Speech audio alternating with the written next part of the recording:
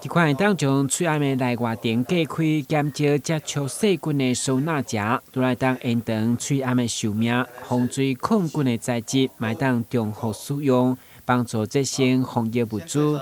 新闻电视家长协会副干事长的叶明辉特别订做18万片，要分送给全市各中小学生。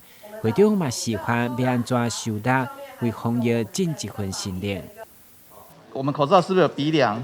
硬挺的地方刚好对着口最中间的地方，然后先对折，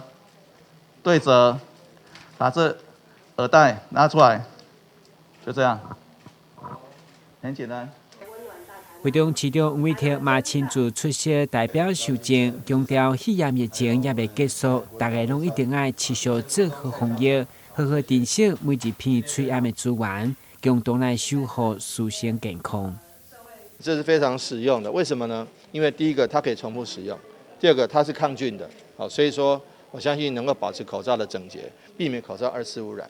那尤其你要说疫情已经到了这个终端了吗？还没有，我相信疫情在我们打完疫苗之前，都还必须要戒慎恐惧。好不容易我们前半年，我们这一年来2020台湾做好了这个疫情防范的工作，但是千万不能在最后10分钟或最后1里路出现状况。国内疫情虽然稳定，不过国际之间依然相当的紧张，所以一定要知影如何善用资源来保护家己，嘛保护别人。